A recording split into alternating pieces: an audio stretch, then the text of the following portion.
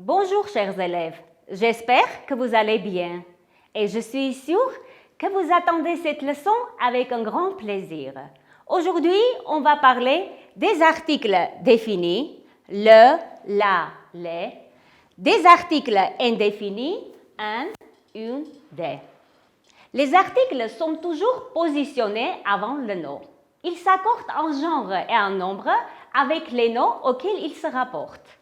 Հոդը ֆրանսերենում օժանդակ բառ է, գործածվում է գոյականի հետ ցույց տալով սեռը, թիվը, որոշյալ եւ անորոշ առումները։ Ֆրանսերենում հոդերը 3-ն են՝ անորոշ հոդ, որոշյալ հոդ եւ մասնական հոդ։ Այսօր մենք խոսենք որոշյալ եւ անորոշ հոդի մասին։ Les articles indéfinis sont un, une, des. Անորոշ հոդերն են un, une, des. Un pour le masculin singulier. Un անորոշ հոդը եզակի թիվ արական սեռի գոյականների համար, un garçon, un cartable, une pour le féminin singulier, une եզակի թվի իգական սեռի գոյականների համար, une fille, une table, des pour le pluriel, que ce soit masculin ou féminin, des հոգնակի թվի գոյականների համար, որը կարող է լինել եւ արական սեռի եւ իգական. Des femmes, des billes, des crayons. On emploie les articles indéfinis pour parler d'une personne, d'un animal ou d'une chose qu'on ne peut pas définir. Անորոշ հոդը գործածվում է, երբ անձը կամ իրը խոսողին անծանոթ է։ Օրինակ, une femme sonne à la porte. Մի կին զանգում է դուռը։ Մենք չգիտենք, որ կինն է զանգում դուռը։ Մեզ անծանոթ է, այն խոսողին անծանոթ կին է։ Une femme sonne à la porte. Հաջորդ նախադասությունը.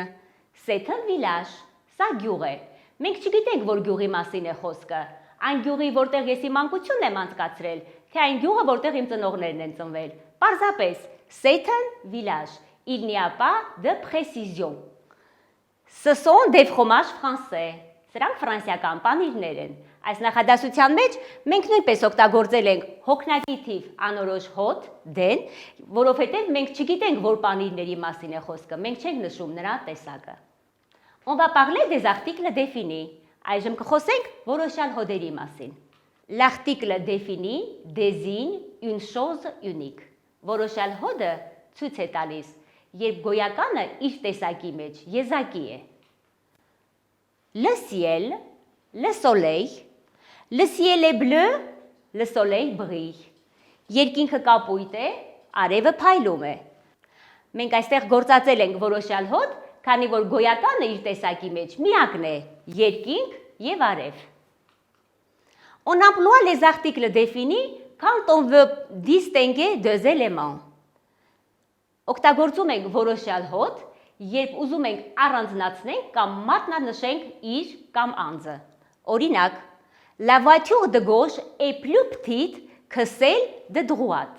Ձախ կողմի ավտոմեքենան ավելի փոքր է, քան աջ կողմում գտնվող մեքենան։ Մենք այստեղ մատնանշում ենք, որ մեքենայի մասին է խոսքը։ Ձախ կողմի մեքենայի մասին է խոսքը։ Դրա համար էլ օգտագործել ենք որոշյալ հոդ։ On emploie les articles définis quand on veut parler de personnes, d'animaux ou de choses qu'on peut définir. Որոշյալ հոդը գործածում ենք, երբ խոսողին ծանոթ է անձը եւ իրը։ J'ai vu le fils de Sophie. Ես տեսել եմ Սոֆիի որդուն։ Մենք այստեղ տեսում ենք ում մասին է խոսքը։ Մենք հասկանում ենք, որ Սոֆիի որդուն ենք տեսել, ճանաչում ենք մենք նրան։ Մեզ այն ծանոթ է, դրա համար էլ մենք օգտագործում ենք որոշյալ հոդ։ Le, la, որոշյալ հոդը այստեղ ընդհանրական իմաստ ունի։ Le cheval est un animal domestique. Ձին ընտանի կենդանի է։ Այս նախադասության մեջ առհասարակ խոսում ենք ձիու ընտանի կենդանի լինելու մասին։ Մենք չենք մատնանշում, թե որ ձիու մասին է խոսքը։ Հոգնակի թվում որոշյալ հոդը ունի փոքրիկ բացառություն։ Օրինակ, les Arméniens aiment le fromage, mais moi je ne l'aime pas. Այս նախադասության մեջ մենք խոսում ենք, որ առհասարակ հայերը սիրում են պանիր, բայց նաև ես միևնույն ժամանակ զուգահեռ ժխտում եմ, որ ես չեմ սիրում պանիր։ Դրա համար էլ նշել եմ, որ այն արտահայտում է ընդհանրական իմաստ, բայց փոքրիկ բացառությամբ։ Avec ses verbes de sentiment, aimer, adorer, préférer, détester, on utilise aussi les articles définis. Հետևյալ բայերի հետ սիրել, պաշտել, նախընտրել, ատել նույնպես օգտագործում ենք որոշյալ հոդեր։ Il faut savoir aussi que l'article défini peut être contracté. Il remplace une préposition et un article défini.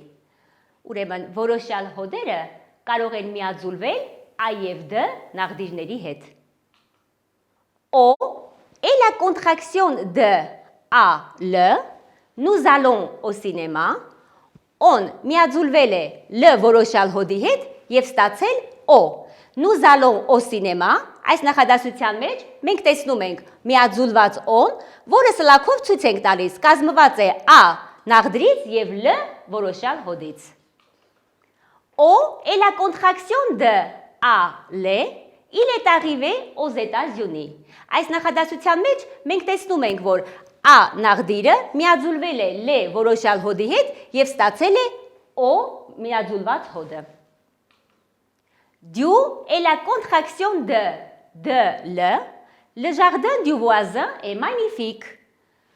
Du միաձուլված հոդը կազմված է d նախդրից եւ l որոշյալ հոդից։ D est la contraction de les jouets des enfants sont rangés.